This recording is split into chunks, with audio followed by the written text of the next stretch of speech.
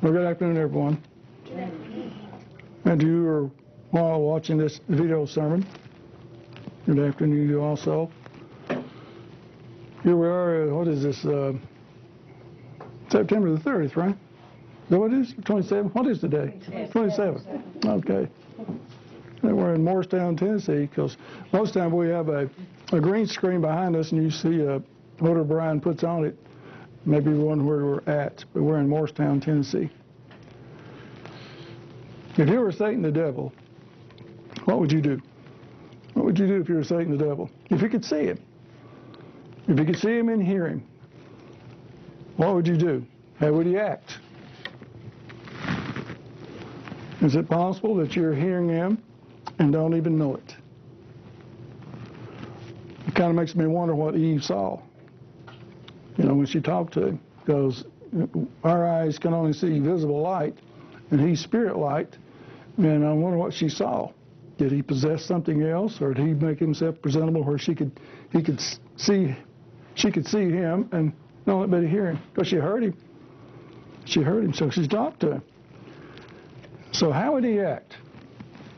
If I were the devil, what would I do? I would be an expert in overthrowing people. That's what I'd do. I'd overthrow you. Satan did cause the ancient house of Israel to be overthrown many, many times, and they never got the point, did they? Never. They never got it. Even today, we don't get it. We know that he conquered such persons you read in the book of Acts there as Ananias and Sapphira, Alexander the coppersmith. These were all one-time Christians. They were members of God's church, and what happened to them? He got to them, didn't he? Satan even got to Demas. Demas was a minister of the Apostle Paul. He got him to turn away and to love the world, and he was gone. Just like that. Doesn't take much. Most people don't realize, especially in the outside world, that book you got in front of you is a history book. It deals in history. Now, it's not a textbook like you go find at school, but it's a history. And it goes back and it deals with the ancient house of Israel. And that's what we're going to look at today. That's what Paul told us to do in 1 Corinthians, the 10th chapter, verse 11. And we read this.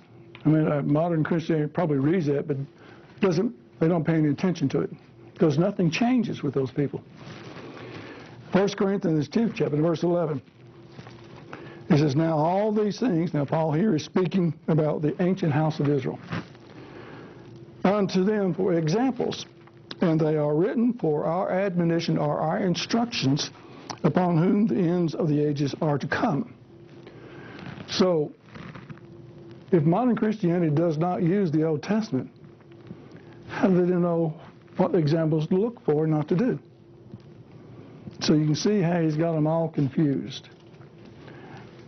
I've often wondered why in the world is a preacher, calling that, wants to only give the New Testament and Psalms and Proverbs. And they think that's the Bible. That's all you need. Paul says you better go back and read this stuff. You better go back and study history and see what they did that caused them to fall, that caused them to go into captivity. Because this is the thing about this. Satan knows history. He knows it frontwards and backwards. You know why? Because he was there. He was there while history was being made in the ancient house of Israel. And so we had better learn the lessons of what took place back then to understand what Satan the devil wants to do. And the best place we can start at is in the book of Judges, because we're going to deal with Israel. That's what Paul told us to do. Look at this. The book of Judges is a history of Israel being overthrown time and time and time again. Over and over they were overthrown. And what happened to these people that caused that to happen? In Judges, the 3rd chapter, verse 8 through 11. I'm not going to read all that. I'm not going to read those. You can turn there. We're going to stay in the book of Judges for a little while here. In Judges, the 3rd chapter, beginning of verse 8 and through 11, you can read there where God delivered Israel out of the hands of the king of Mesopotamia by the hand of Caleb's younger brother. They got in trouble. But what caused them to get in trouble? Where Satan could cause the house of Israel, who knew God, who had the real God, and yet they failed. It said it did evil in his sight. So Israel was delivered in the land laid at rest for 40 years. There's the problem. It laid at rest for 40 years. Well, what happened during these 40 years? In which there was a time of prosperity and rebuilding of Israel. What happened during those 40 years? Verse 12 tells you what happened. And the children of Israel did evil. Look at the word again. During those 40 years of prosperity and rebuilding of Israel, they did evil again in the sight of the Eternal. And the Eternal strengthened Eglon, the king of Moab, against Israel because they had done evil in the sight of the Eternal. So once again, Israel was taken into captivity because they did evil in the years of prosperity. So once again, they were taken captive. This time they served in captivity for 18 years, but when they cried out to God, He heard them and delivered them again. Again, Israel had peace. This time it was for 80 years. Again, it was a time of peace and prosperity. You might say, well, what's wrong with that? Well, there's nothing wrong with that. It's what you do in that period of time. During this time, Israel became hedonistic, pleasure-loving nations, and did evil in the sight of Israel and the Eternal again. Does that sound like a nation you know today? Does that sound like the United States today? And what does God say to Paul? We all got the Bible, Arden talked about it. Everybody's got one of these. It's the most well-bought book in the world, but no one pays any attention, because if you pay attention to what it says, you can learn what Satan's going to do. Judges, the 4th chapter. During this period of time again, 80 years. 4th chapter, verse 1 through 2 there, it says the children of Israel, again, did evil in the sight of the Eternal. And what happened? This shows you the patience of God, doesn't it? Time and time again. He heard their cries. And He had mercy on them because they were suffering, they were in pain and suffering. And so God used Deborah and Barak to free Israel. And the land was at rest 40 years. Now, when Israel was freed from persecution, at ease and prosperity, in good times, it was a trial. That's what it was. You never think of that, would you? You're having it nice. You're not at war or anything like that, and you're having the money coming in. You have the things you want, and you have the good life, and you never think about this as a trial for you. Like I said, Satan knows this. He knows the history of the ancient house of Israel. Well, they're just reading here. He was behind all of this. So what happened? Judges 6, verse 1. Did it again. They did it again. After the prosperity they had and the good time they had, Judges 6, verse 1, the children of Israel did evil in the sight of the Eternal. And God delivered them into the hands of Midian for 7 years. 7 years. Back there. What does it take? These people never learned anything, did they? Well, the United States didn't either. But they did not learn anything from what was going on there. Israel, see, this does not fit us today. Israel had degenerated into pagan perversion. That's what they did. And that's what we have done. He says, do not learn the way of the heathen. We do that. We're a pagan nation. We're not a Christian nation. We're a pagan nation. We observe pagan holidays. When they had peace, they turned towards production. Is that what happened to us? And from production, they turned to pleasure. Is that what happened to us? That's what's happening right now. There's 80 or 90,000 people down in Georgia watching Tennessee and Georgia play. They're just one. There's hundreds of groups just like that. We're watching pleasure, from production to pleasure. And their pleasure, what do? What happens during time of pleasure? They forgot God. And that's exactly our nation today. We have forgotten God. And we've drifted into paganism and every vile practice you can think of in the United States. That's us as a nation. I don't know how we're still standing. Honestly, it just shows you the patience and God has toward us. I mean, if it had been me, but I'd wiped this out long ago. The way we've acted and what we've done, just like this guy in Oklahoma there, just chopping that woman's head off yesterday. And had done more of them if he hadn't been shot. And it's going to happen again. It's going to happen again and again and again. So you better be careful when you're here walking around. You better watch. I told my daughter, she's one of these traveling nurses. I said, she's out in Bowling Green working, traveling back and forth between there and Middlesbrough. I said, don't you dare let your guard down. You make sure you're aware wherever you go. I don't care if you don't see anybody. Somebody's watching you. You just never know. This time God used Gideon to deliver the children of Israel from the hand of the Midianites, and the country was at rest 40 years. So what did Israel do during these 40 years of quietness? Judges, the 8th chapter, beginning in verse 33. Now, Gideon had died. It came to pass, as soon as Gideon was dead, the children of Israel turned again and went a-whoring after Balaam, and made Berith their god. And the children of Israel remembered not the eternal their God. That's amazing. That's an amazing statement. We're still in the book of Judges.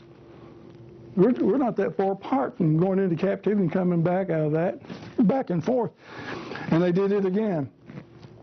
And the children of Israel remembered not the eternal their God, who had delivered them out of the hands of all their enemies on every side. Neither showed they kindness to the house of Jerubbaal, or namely Gideon, according to all the goodness which they had showed unto Israel. They forgot God, and it didn't take long. It doesn't take long. They turned to pagan customs, made a covenant with idols, and the history is a solid fact. This is true, and this is what happened. That's why he said, this book is a history book, and you need to know what's going on. So somewhere today they're protesting the schools for not teaching correct history. This man and woman standing there naked doing it. They had a sign in front from here down, but they were naked. And they were protesting the schools not teaching correct history. I guess that's the way they get their attention. I don't know. But it shows you how far we've gone.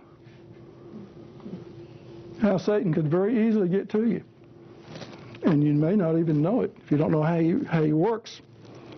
So Israel didn't do it, and they haven't done it today.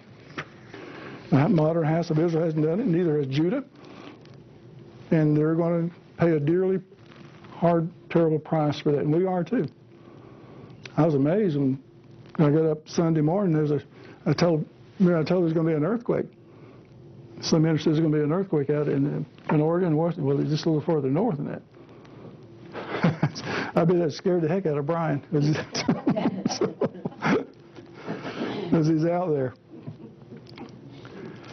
Make sure I'm in the right place here. This is what James says in the book of James, the New Testament, James, the 1st chapter.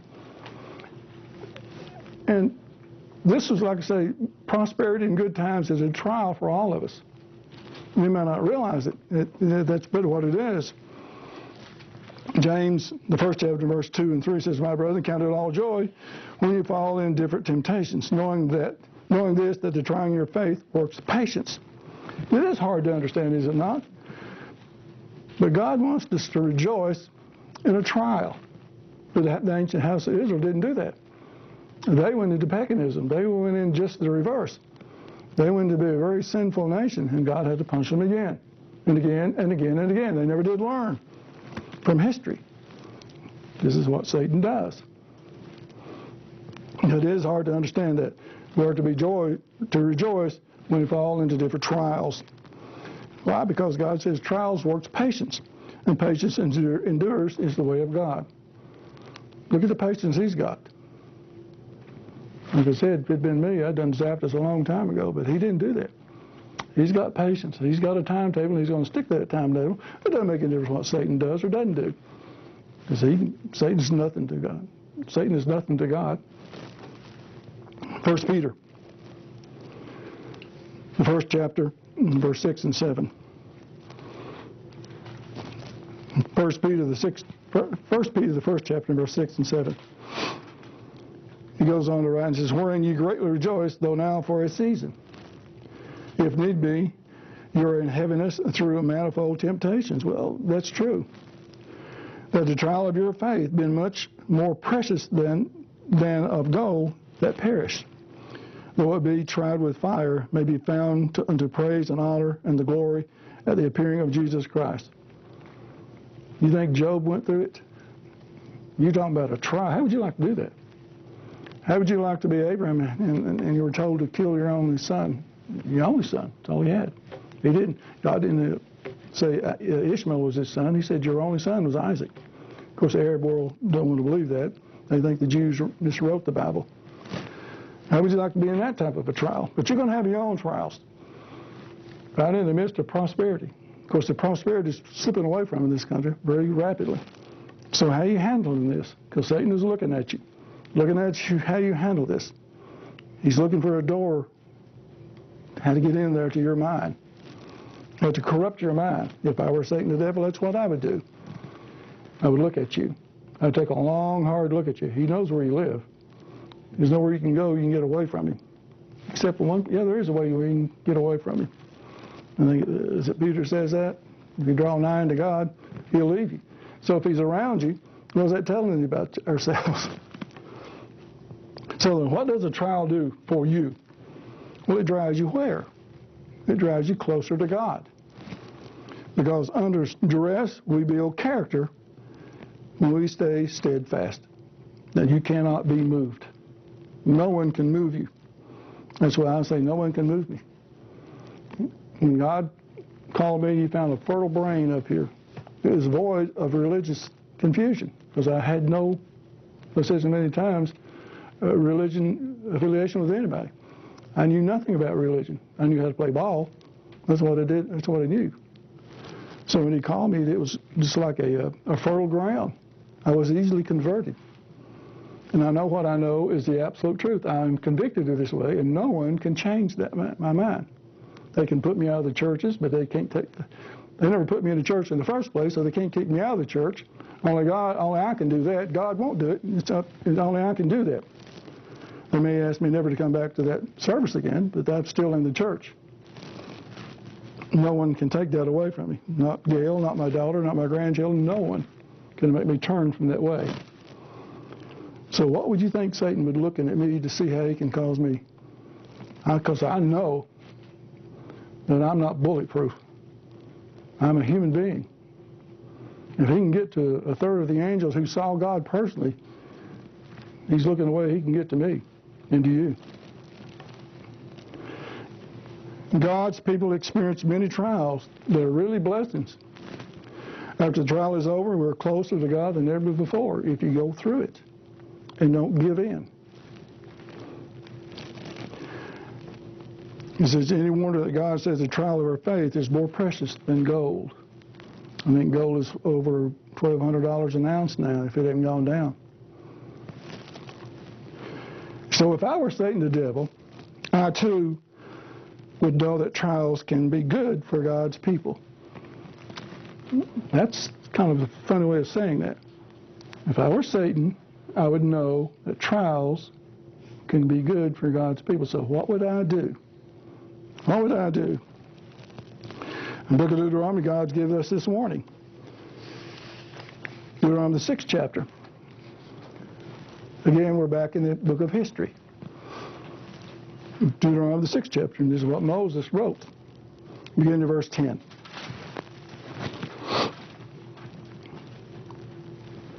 And it shall be when the eternal your God shall have God shall have brought you out of the land which he swore unto your fathers, to Abraham, to Isaac, and to Jacob, to give thee the great and goodly cities, which thou didst not build, houses full of good things, which you didn't fill them up, and wells which you didn't dig, vineyards, and olive trees, which planteth not. You didn't do any of those things. When you shall have eaten and be full, and beware lest you forget the eternal, which brought thee forth out of the land of Egypt, from the house of bondage. They didn't pay any attention to that, did they? That's what the book of Judges is all about. I'm sure for a while they did, but it didn't take long. It didn't take long for them to go back into paganism and to want to have this good time. In fact, they even want to go back to Egypt, didn't they? Want to go right back in there, draw them right back in there. And God says this, be careful, lest you forget me in your prosperity. And this is the very thing that Israel did, and this is the very thing the modern house of Israel has done. And this modern house of Israel, that includes England and the country nations of northwestern Europe, are going to pay a price for this, for have forgotten their God. And that's just too bad. We shouldn't be that way. Don't forget me, he says, in your prosperity. God gives another warning in Deuteronomy the 8th chapter, 10 through 14. I'm going to read all that, but I'll pick it up in verse 11. Deuteronomy the 8th chapter, 10 through 14. He says, beware that thou forget not the eternal God in keeping his commandments. Whoa. And his judgments and his statutes which I have commanded you thee this day. We have forgotten that, have we not? We really have. I can find nowhere in the Bible where it says, remember the first day of the week, keep it holy. It's not there. It just isn't there, but we have forgotten. He says, remember it, so we forget it. We forget that. We break that one. Have broken them all. I was just brought a flash in my mind here. I just finished a sermon, which I was going to do today instead of this one, but I didn't have no ink to print it on. I type it up on the computer, and I type the verses in red because I can't see this. Print is so small, so I type up in red there so I can see it. But it had to do with love, that I told you about the other day, and it has to do with the commandments of God, and it has to do with keeping those commandments in order to love. And I think it'd be very interesting. I don't know when I'm going to speak in, probably sometime after the feast, because I don't think I'll give it at the feast. Then again, I might do it, I don't know. But it's so interesting here. It says, beware that thou forget not the eternal in keeping his commandments. Don't forget this and his judgments. So I have commanded you for this day. So I said prosperity is a trial. God shows us how to withstand this trial. Don't forget to acknowledge him. That's what the 5 foolish virgins did. They forgot to acknowledge him. They forgot this book. I guess they thought they knew it all.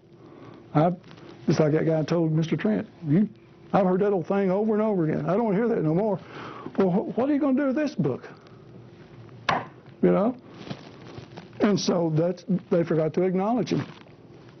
To keep our eyes on Jesus Christ. And to keep the full throttle of his ways. We can't let down. You let down, that's what Satan wants. He wants to see how you do in prosperity. So here's what happened to Israel when it got fat and sassy. They were very prosperous. Deuteronomy, the 32nd chapter, in verse 15. Deuteronomy, the 32nd chapter, in verse 15. I'm not sure how you pronounce that, Jeshrun, but it means Israel. But Israel waxed fat and kicked. Thou art waxed fat, thou hast grown thick, thou art covered with fatness. Then he forsook God, which made him, and lightly esteemed the rock of salvation. And that exactly describes us today as it did them, those house of Israel back then. That's what the book of Amos talks about. You sit in your house, sitting on your couch, eating good food, all these modern technologies, and I guarantee there's not a person today in any football field going on today has God on their mind. Not one. And they're going to get their fill of it. Now, this is hard for me to do that because that's what I did. For the first 30 years of my life, I played sports. I was even a professional baseball player. I cannot stand it. And I quit watching UK. I mean, UK, I don't use the word fan because I'm not a fanatic anymore. I used to be a fanatic about it. But all I do is look at the score and see if they win or lost. That's it. I don't watch it. It bores me to death. It absolutely does. Sports does. So they have forgotten God, and they're in their fatness, they're doing well, and God has no place in their life, and they forget Jesus Christ, who made it all possible for salvation, the rock of their salvation. So here lies the problem. Here lies trouble. Here's the problem. Here's what has overthrown so many people. People begin to forsake God lightly and esteeming Him that way. And He's not going to put up that much longer.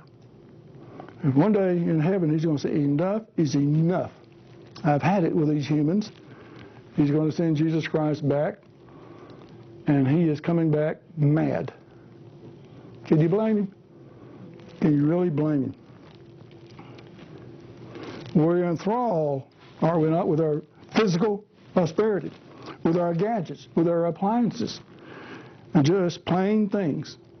Our minds are subject to just plain old things we want. We very seldom think about God or His ways. We don't. We might think we go to church on Sunday, but I guarantee probably during the week, He's probably not even mentioned. I'd be surprised if He is at all. I remember, I don't know if I told you this or not, I may have, when Gail was in the hospital sick, they brought her lunch at 12, and this gal walked in and said, oh, I'm a minister somewhere. I'd like to pray for you. Gail said, I said, I'll come back after lunch. I said, no, you won't either. There's the door, get out. I told him to get out. Don't come back. His eyes got that big, he didn't know what to think about me. And I'm sure I'd like to have been a fly on the wall in his church Sunday, what he said about me. But I wasn't going to let one of Satan's ministers come in there and pray over her or put his hands on her.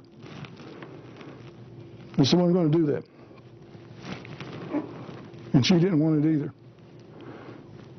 So God condemns Israel's idolatry. Isaiah 2 and verse 8. This fits us to a T. Isaiah 2 and verse 8. Now remember, Satan's behind all this. He knows. He knows that what happens in prosperity, that it is a trial for human beings. It says, Isaiah 2 and verse 8, it says, the land is full of idols.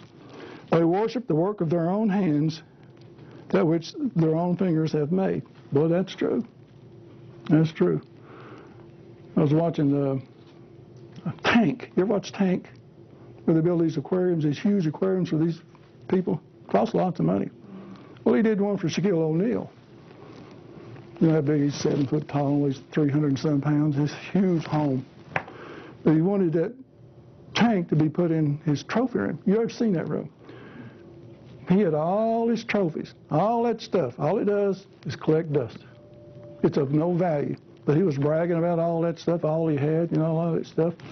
And he has no idea that there is a God in heaven. He has no idea. So he's proud because he's 7 foot tall. He can reach up and dunk a ball. Well, he's took his hand all the way up. He could probably touch the rim without him jumping at all. But God does want to bless us. Don't get me wrong. He delights in heaping abundance, material blessings, and prosperity on those who fully obey Him. That's what He wants. That's what He says, is it not? He says in 3 John, beloved above all things, I want you to prosper, and I want you to be in good health, even that thy soul prospers. So He wants to give us things, physical things. He wants to bless us. He wants us to be in good health. And he promises to bless tithe-payers and to prosper them in Malachi 3, verse 10. So you can see where God's mind is here. The Bible says the riches are the crown of wise men.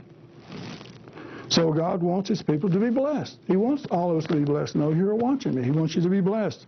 But it forbids us to set our hearts on prosperity. Big difference. Is it not a huge difference?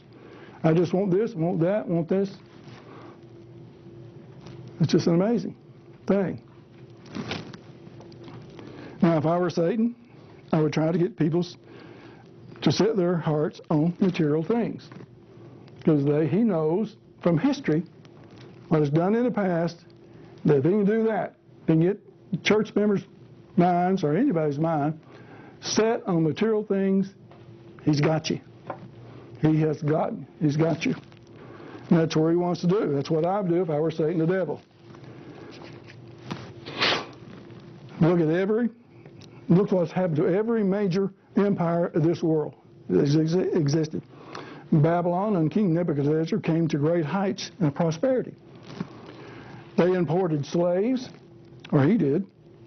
People were rich and they were prosperous. And the ruling classes lived in absolute luxury and splendor.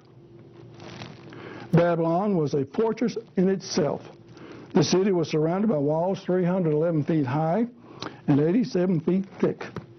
Babylon's Hanging Gardens is one of the wonders of the ancient world. But where is Babylon today? It doesn't exist, does it? Persia, which conquered Babylon, did not learn from Babylon. She went the same way. Where is Persia today? The empire's gone. Once Persia ruled the world and became prosperous. She also imported slaves and had them to do their work. That once lean and hard army became fat and lazy. I don't know if it's Persia. No, I think it's Greek. Greek is the leopard, right? I think Greek is referred to as the leopard. You know why that is? Because they fought naked. They didn't wear lots of armor, the Greek soldiers did, so they could run faster, and they had very little clothes on when they fought. But Persia's army, they became fat and lazy. So what came along next? Those naked people I was telling you about. This fast-moving, hard-hitting army of Alexander the Great. And before long, the Greeks were ruling the world. With the death of Alexander, the Greek Empire fell apart. From its pieces came what? The Roman Empire. The Roman Empire was the greatest empire that existed till today, the United States. Where is it now? Where is it now? Acclaimed by historians as the mightiest empire the world has ever known, this empire lasted from 31 BC to 476 AD, a long time. Who could have imagined this mighty empire that stood for hundreds of years fell to a bunch of barbarians? It did. It really did. It happened. It's history. It's fact. When the people decayed, so did the Roman army.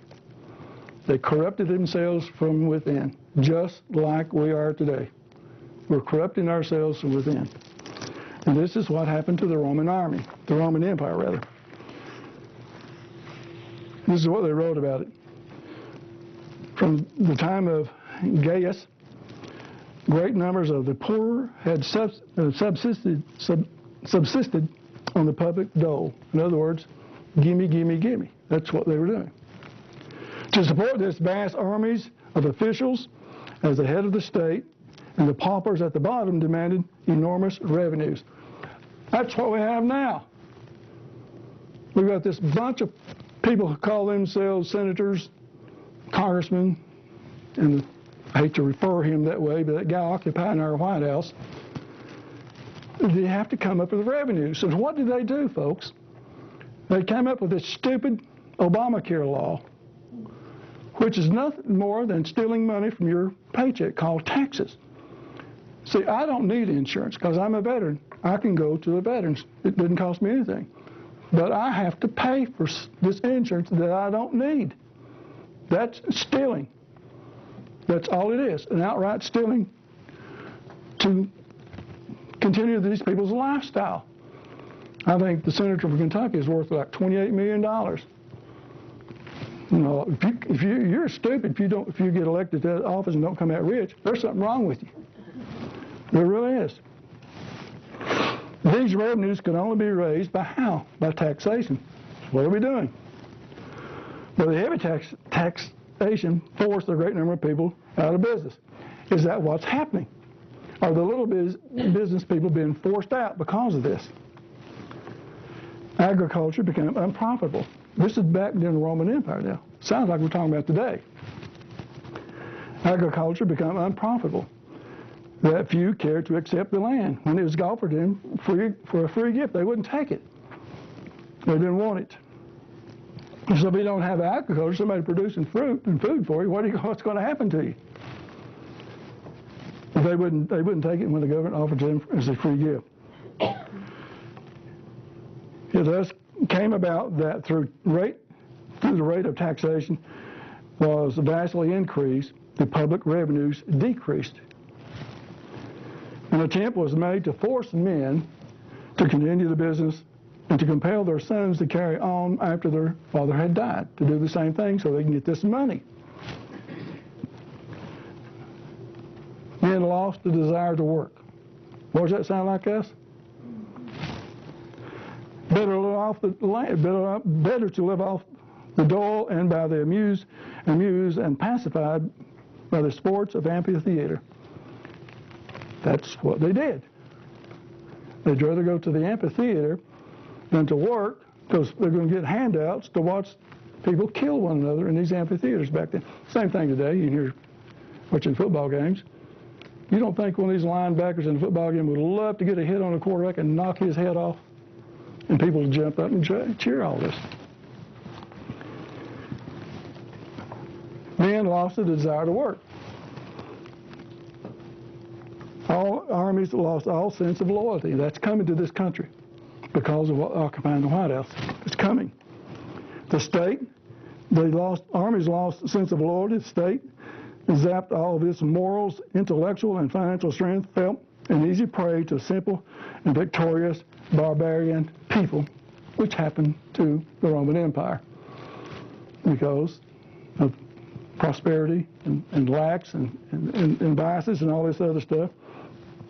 They failed. Today, Britain and America are very swiftly traveling this same road. It's coming, folks. It is. And Satan is behind all of this. Public dole is increasing. Gimme, gimme, gimme, gimme. I do not want to work.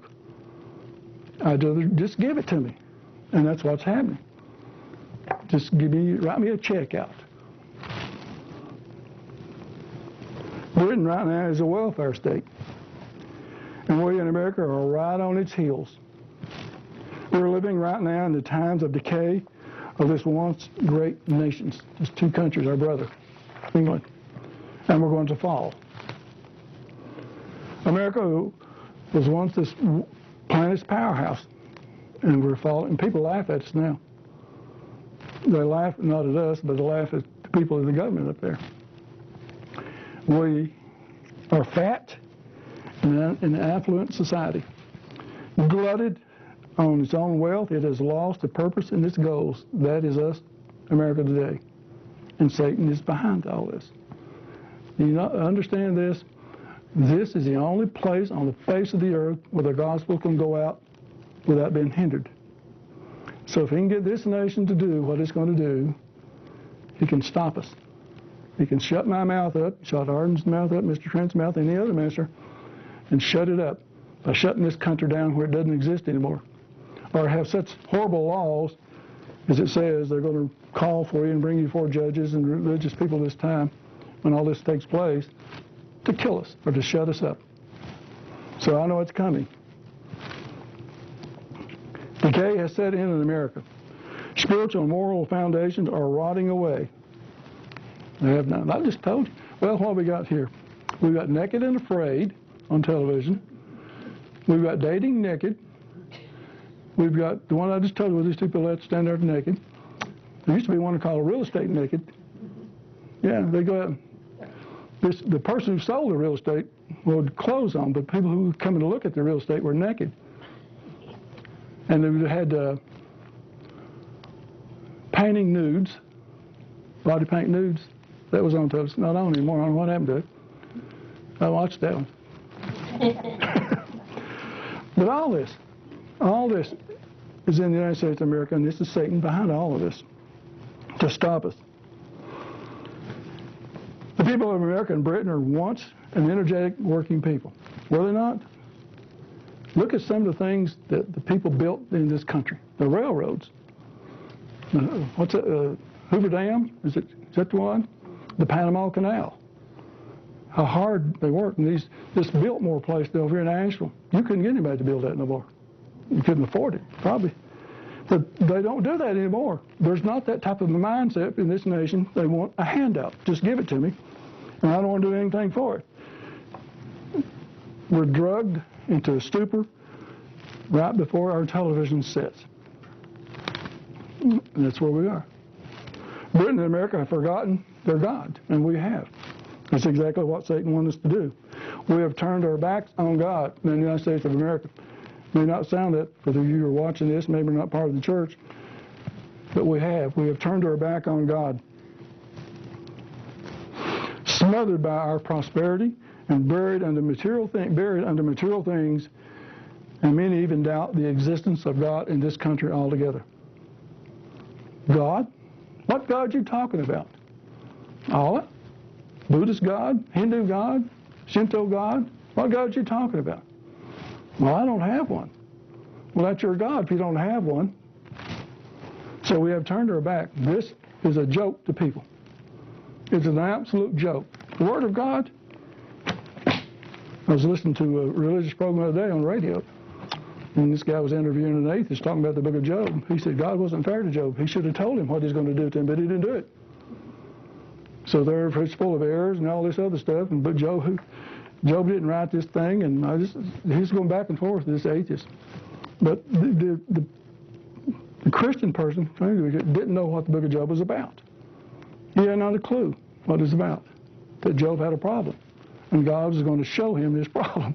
But he showed him in a way that we people can't understand it. But he woke him up, didn't he? He woke him up now. What's going to happen to Job? What did he say? All the days of my life, I wait for my change to come.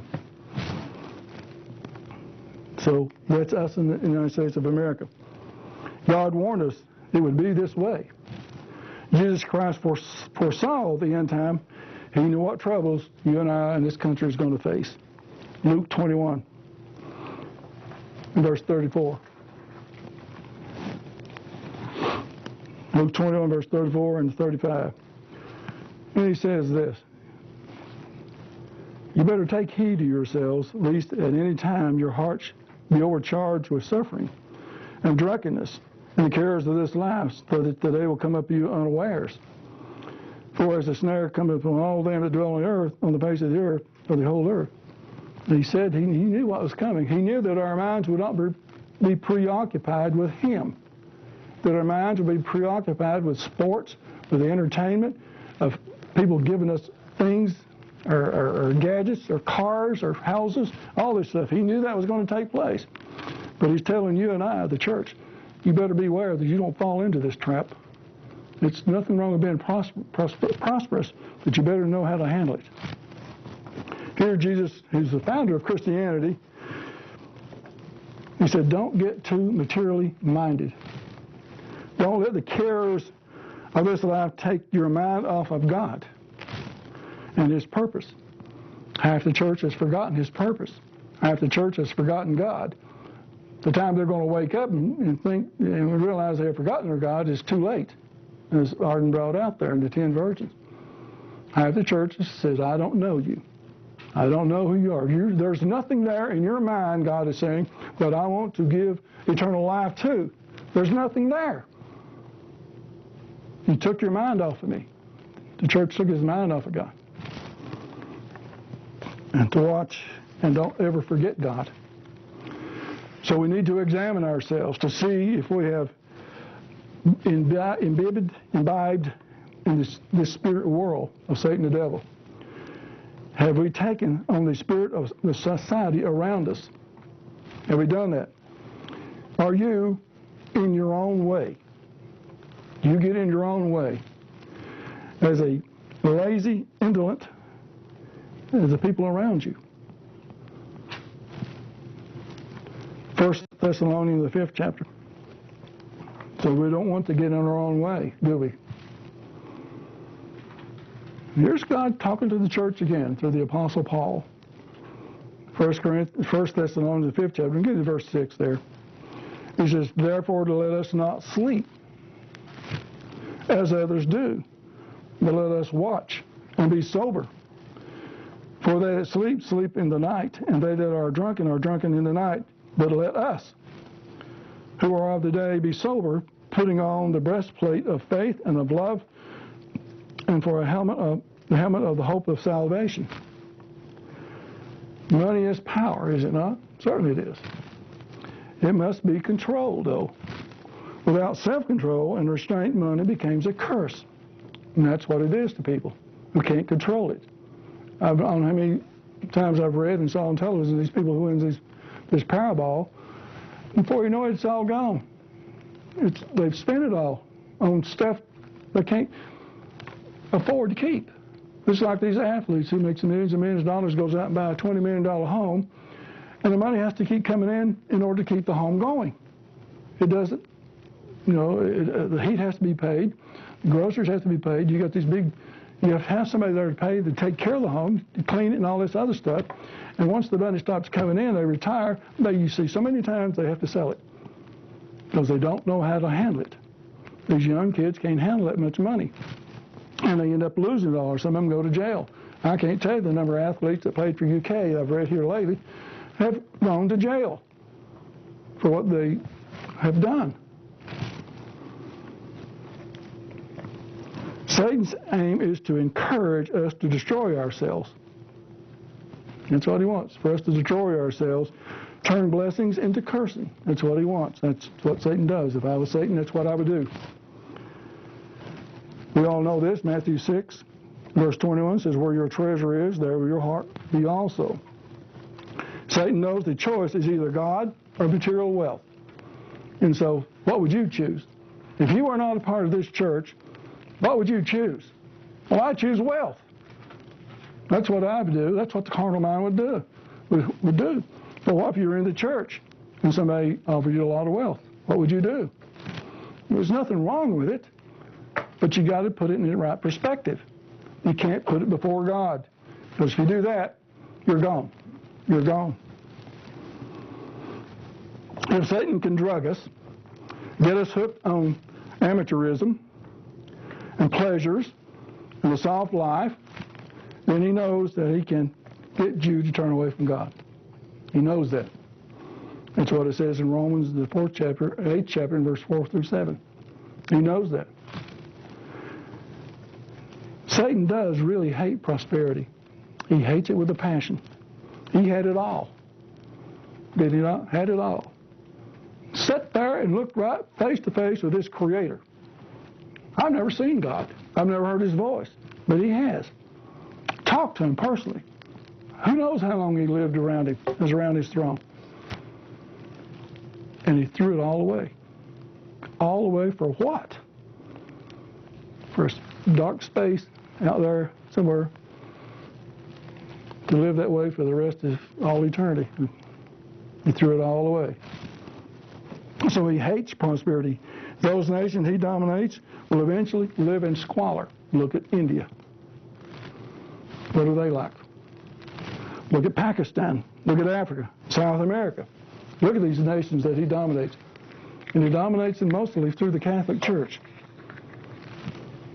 Prosperity is a blessing from God, but it must be used properly.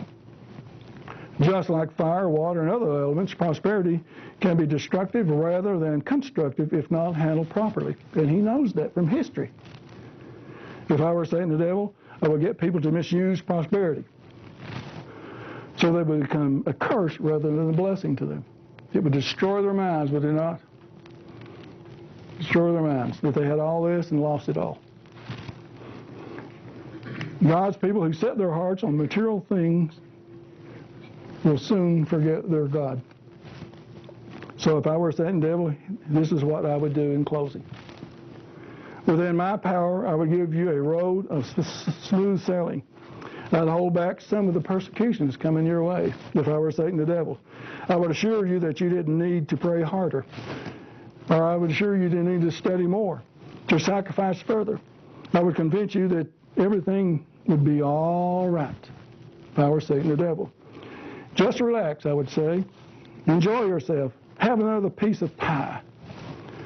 I would try to convince you that there isn't any need to carry all that spiritual armor around you.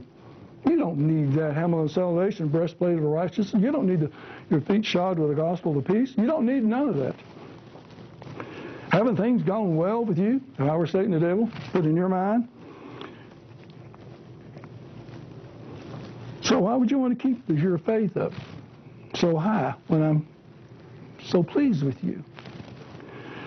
And why lug all that breastplate of righteousness around? Why would you do that for? You don't need that. Look how prosperous you are. You don't need it. Neither will you need that sword of the Spirit of the Word of God. Throw that Bible away. You don't need it no more. Take off those shoes of readiness of the gospel. Don't be a part of this work no more. You don't need to do that if I were Satan the devil. Now just sit back and relax, Satan would say. Make yourself comfortable. Take it off. Take it all off. It must be hot under all that helmet of salvation. Take it off. You do that, folks. You do that. You take all of it off, and you'll no longer hear the smooth voice of Jesus Christ. What you're going to hear is the sound of a roaring, hungry lion.